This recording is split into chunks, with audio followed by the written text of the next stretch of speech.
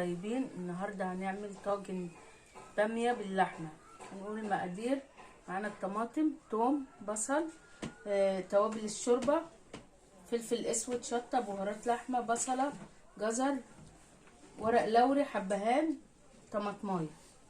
تعالوا مع بعض نشوف هنعمل ايه. كده هنرمي التوابل اللي قلنا عليها للحمه ونبتدي نسقط اللحمه. بسم الله.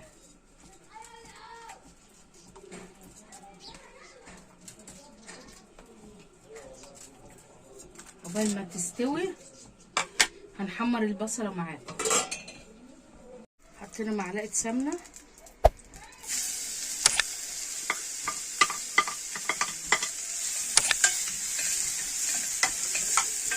هنعمل جنبيها شويه سلطه، شويه رز، وهنحمر جناحها للي ما بياكلش لحمه. البصله تحمر وارجع لكم. كده البصله احمرت، هنطشها هتتسبك وهنرمي لها التوابل.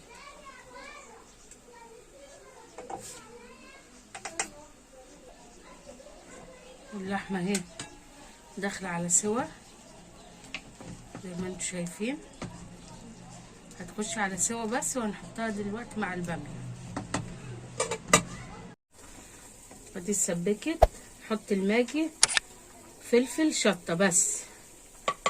هندوب التوابل.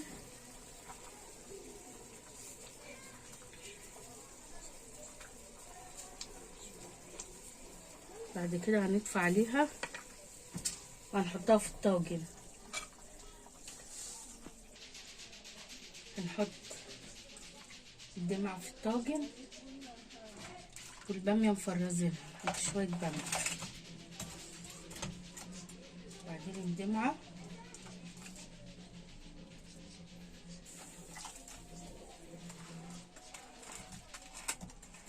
كده كده هتخش الفرن وتبقى عاملة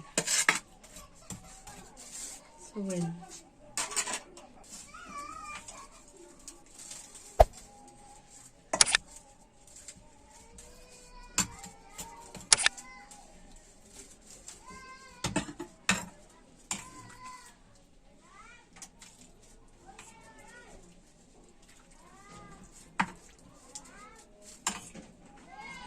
لما تخش الفرن تطلع مية مية.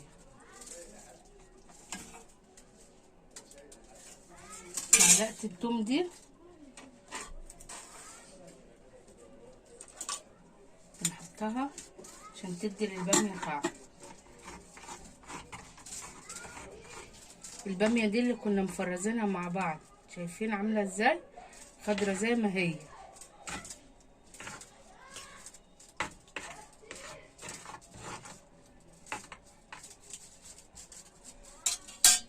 بعد كده